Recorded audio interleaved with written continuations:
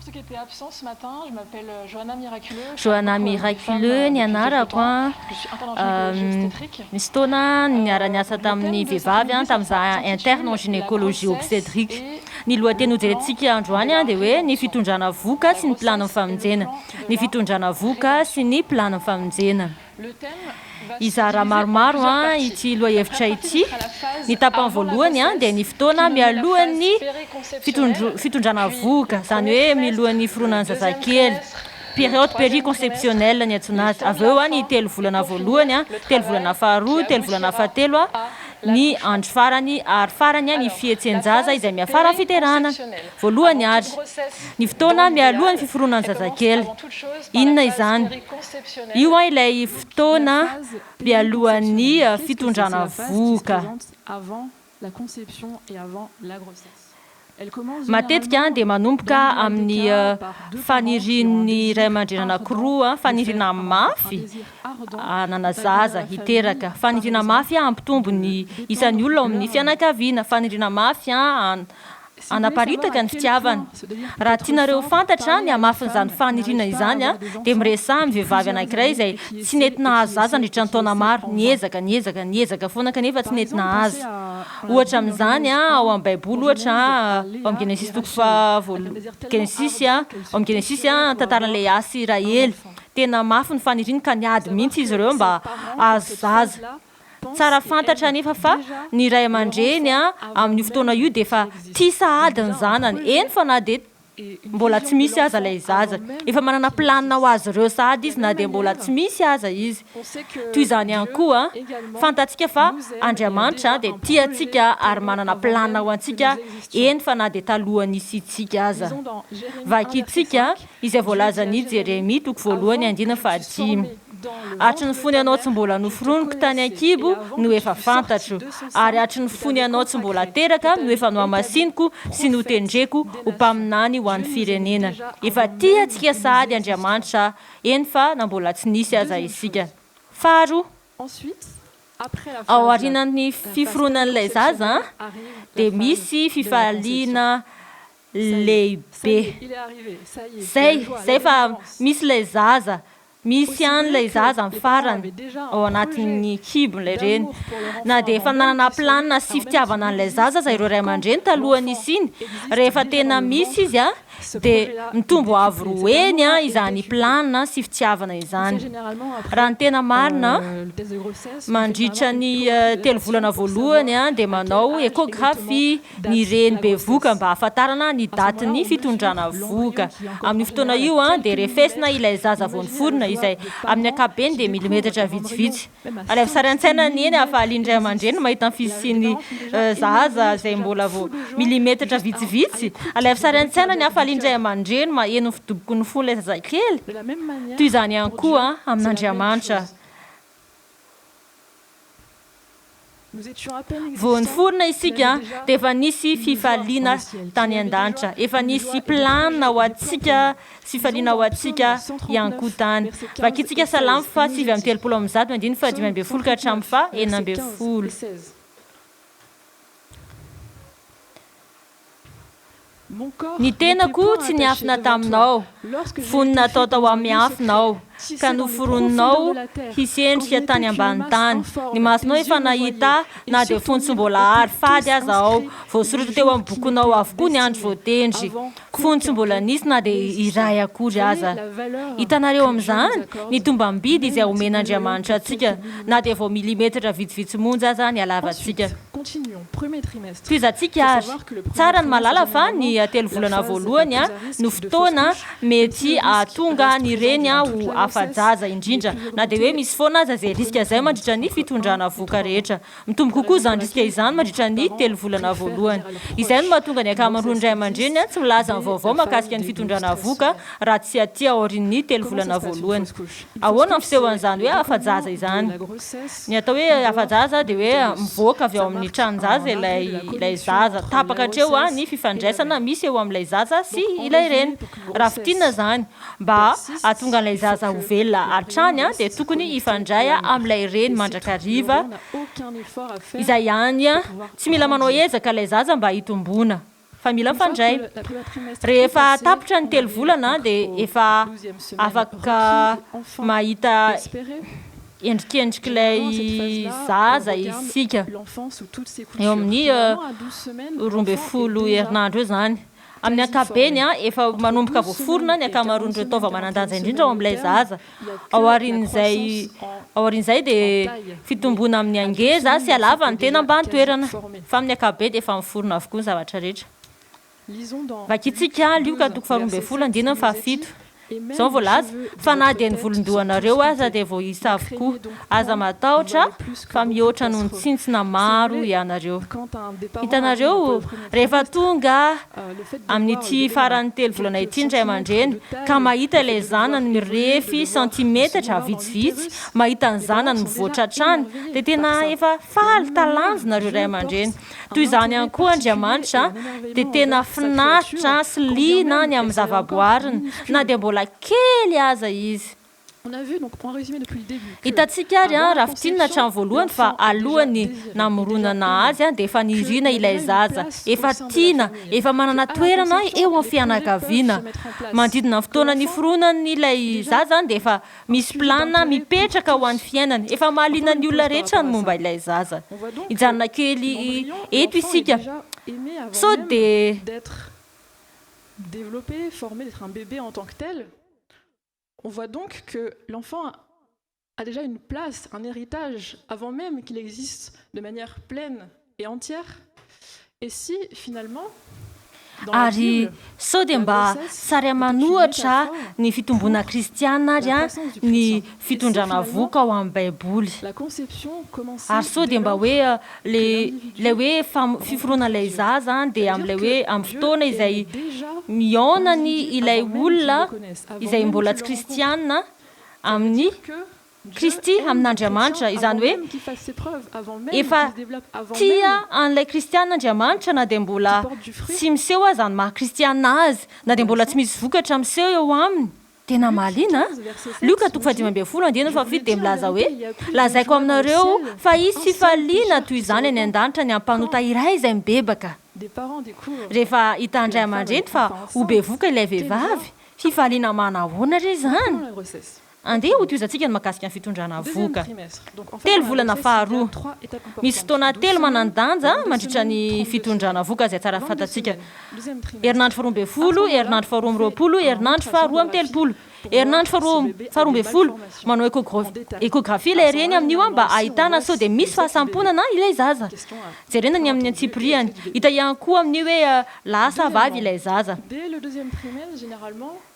rehefa miditra amin'ny telo volana faharoa ny fitondrana voka dia eo no manomboka maheno ny fihetsin'ilay zaza indray aman-dreny tadio fa tsy mahita na inona ilay zaza ao amin'ny kibo maizina be ao tsisy hazavana izany hoe tsy mbola afaka mahita ilay reny ilay zaza tsy afaka mifanatitra tava aminy kanefa na dia izany aza ilay zaza amin'ny fahatelo volana faharoa dia afaka maheno ny feon'ilay reny izy afaka mahafantatra ny feony misy an'ilay hoe haptonomia izany hoe rehefa apetraky ny reny eo amin'ny kibony ilay zaza ny tanany dia valian'ilay zaza izany mihetsika izy toy ny hoe mamelikely izany efa afaka manao zavatra toy izany ilay zaza toy izany ihany koa isika kristiana tsy afaka mahita an'Andriamanitra isika amin'izao tsy afaka mifanatrika aminy kanefa kosa afaka maheno ny feony isika afaka mahita ny fanatrihany isika tsy afaka ny mahita azy isika amin'izao fotoana izao fa fantatsika kosa fa indray androany dia ho afaka hifanatry tava aminy isika izay ny mahakasika ny telo volana faharoa ao amin'izao na toko 17 ny ondriko mihaino ny feoko ary izao mahalala azy ary izy manaraka ahy ny ondriko mihaino ny feoko ary izao mahalala azy ary izy manaraka ahy toizantsika ary telo volana fahatelo hitantsika teo herinandro 12, herinandro 12, herinandro 12 zao zany mandra-pahatonga an'izay dia misy fizahana atao ekografia analizy isan-karazany amin'ny telo volana fahatelo dia manao ekondra mandeha mba hijerena hoe salama tsara ilay zaza tsy misy sampona ary talalindala kokoa raha toka misy fahatarana ny fitombon'ilay zaza grandit bien. Pour rappel, fampatsiahivana ny zavatra tokana izay tokony ho ataon'ilay zaza mba ahafahana mitombo a dia ny fifandraisany amin'ny reniny amin'ny alalan'ny ahitra na placenta. Isika ihany koa ny fepetra azahoantsika mitombo ara-panahy araka ny tokony ho izy dia ny fifandraisantsika amin'Andriamanitra.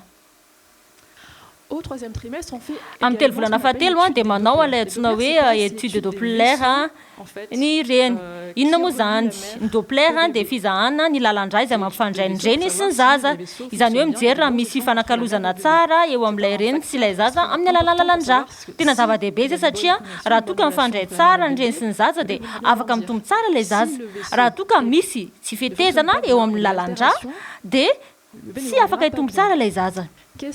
Inona no manimba ireo lalandra ireo ary amin'ny ankapobeny eo amin'ny vehivavy mitondra voka? Amin'ny ankapobeny ny fifohana sigara no mahatonga an'izay, fisotroana alcool, ny diabeta, ny fiakaran-tositra, ny aretin'ny lalandra ihany koa. Ao ihany koa ny aretina amin'ny ankapobeny eo amin'ilay reny. Toy izany ihany koa tena zava-dehibe ho antsika ny mandinika fifandraisantsika amin'Andriamanitra. Zava-dehibe no mijery hoe inona no manimba fifandraisantsika amin'Andriamanitra. Fahotana iray ve? Fomba fiaina ve? Zavatra fantatsika fa tsy mety kanefa ataontsika foana. Ny tsirairay no tokony hijery ny fiainany. Raha toa ka ratsy ny fifandraisana misy eo amin'ny reny sy ny zaza dia isy an'ilay antsoina hoe retard de croissance intra-utérin. Izany hoe taraiky ny fitombon'ilay zaza. Tsy nitombo tsara ilay zaza noho izany dia tsy ho afaka ho velona tsara, tsy ho vonona, hivoaka avy eo an-kibo.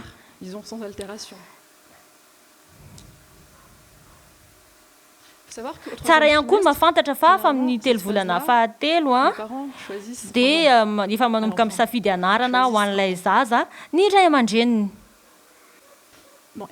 Isaia 40:25 dia milaza hoe dia omena anaram-baovao ianao. Avy amin'ny vavan'Andriamanitra nanomezana an'izany anarana izany. Amin'ny telo volana fahatelo koa dia manomana efitrano ho an'ilay zaza ihany koa ireo ray aman-dreny. Ao amin'izao 7:12 dia izao voalaza ao an-trano raiky misy toerana maro. Raha tsy izany dia efa nilaza taminareo fa andeha hamboatra fitoerana ho anareo. Manomana toerana ho antsika Jesosy amin'izao fotoana izao. Amin'ny fotoana ihany koa dia efa manomana akanjo ho an'ilay zaza ny ray aman-dreny. Fantatsika fa nanomana akanjo-pahamarinana ho antsika ihany koa Jesosy ho antsika. Ao anatin'izany dia zava-dehibe ny hitombon'ilay zaza tsara mialohan'ny fiterahana.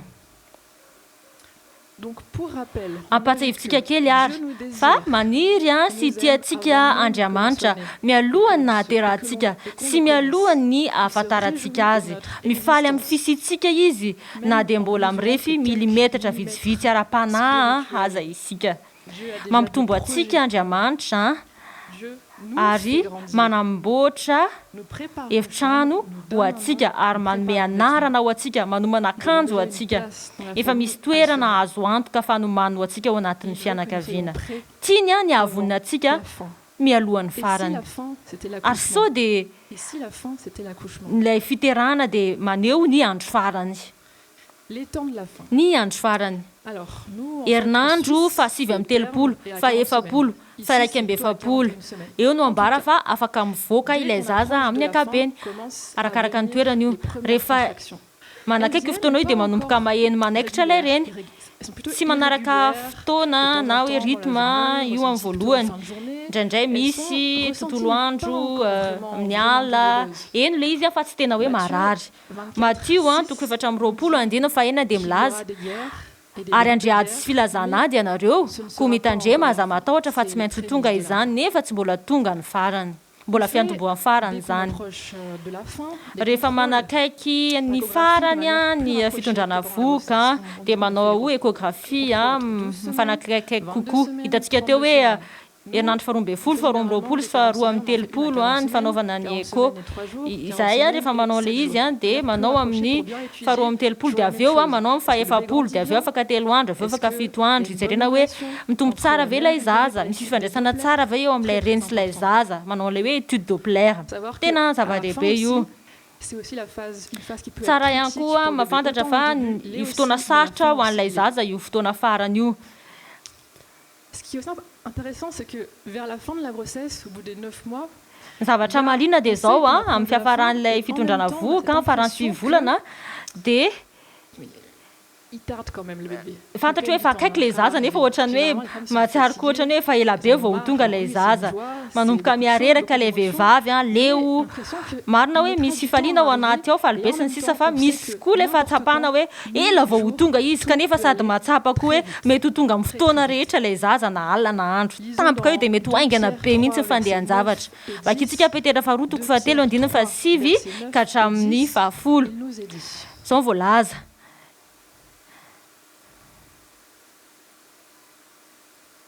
Ny tompo tsy mahaela ny teny fikasany araka izay ataony sasany ho fahelany fa maro-po aminareo izy ka tsy tiany hisy ho very fa mba ho tonga amin'ny fibebana izy rehetra. Andininy iray hafa ao amin'ny Habakoka toko faharoa andininy fahatelo, Habakoka toko faharoa andininy fahatelo ao amin'ny testamenta taloha zao voalaza. Fa ny fahitana dia mbola ho amin'ny fotoan'andro ary mikendry ny farany izy ka tsy ho diso. Eny na dia mitaredretra aza izy andrasy ihany fa ho avy tokoa izy ka tsy hijanona.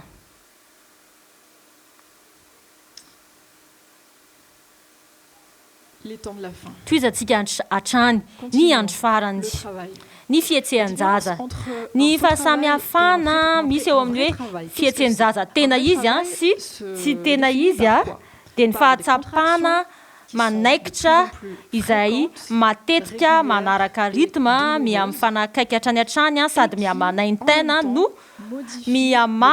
miamaharitra kanefa koa sady manova ny fisokatry Nicole. Nicole dia eo amin'ny fivoahan'ny tranonjaza. Nicole ny voalohany dia lava be 2 cm eo rehefa miamafy ny fihetsehan-jaza tena izy dia miafoy Nicole ary lasa toy ny hoe tsy misy tsony avy eo misokatra 1 cm isaky ny adiny iray, ilay manaikitra isaky ny 5 ka hatramin'ny 10 minitra eo amin'ny voalohany dia lasa mifanakaiky isaky ny 3 ka hatramin'ny 10 minitra. Tovy an'izany ihany koa zavatra voalaza Matthieu toko 4:20 andininy fahafito ka hatramin'ny fahatelo ambin'ny folo. Matthieu toko 4:20 andininy fahafito ka hatramin'ny fahatelo ambin'ny folo. Zao voalaza.